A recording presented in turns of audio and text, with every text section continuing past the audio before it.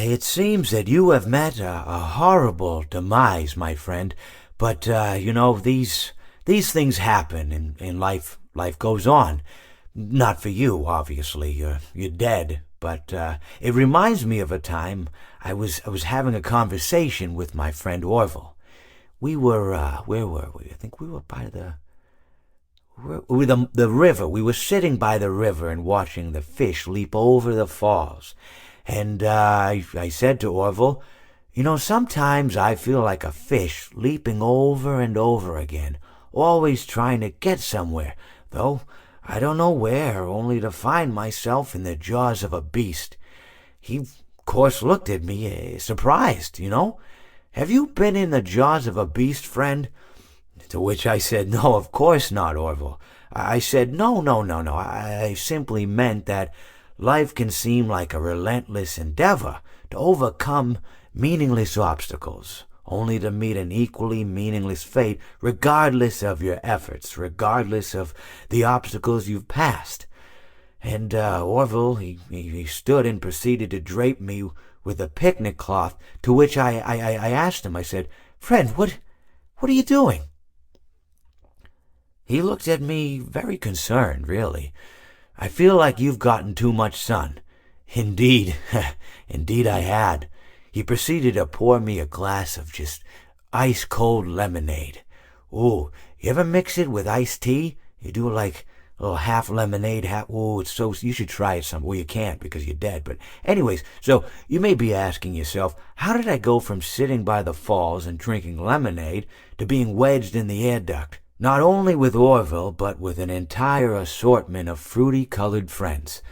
Well, there's really no good answer to that, but perhaps I met a demise of my own at some point, and this is my afterlife or my dream, whatever it might mean. I honestly don't know. Or maybe it doesn't mean anything at all.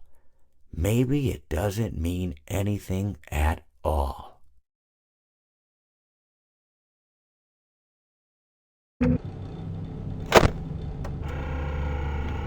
You have met a terrible, terrible demise.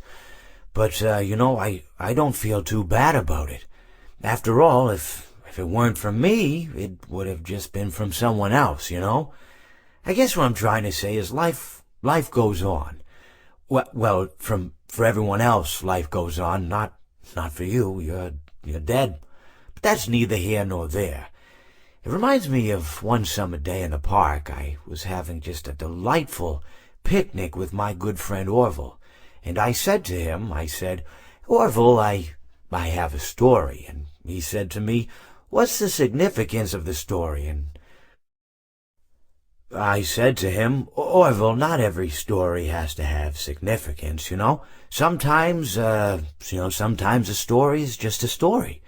If you try to read into every little thing and find meaning in everything anyone says, you'll just drive yourself crazy. I had a friend do it once.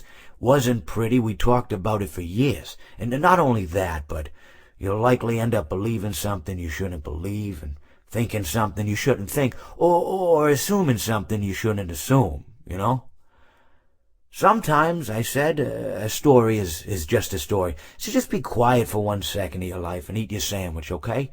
Of course, it was only then I realized I made sandwiches, and poor Orville was having such difficulty eating it.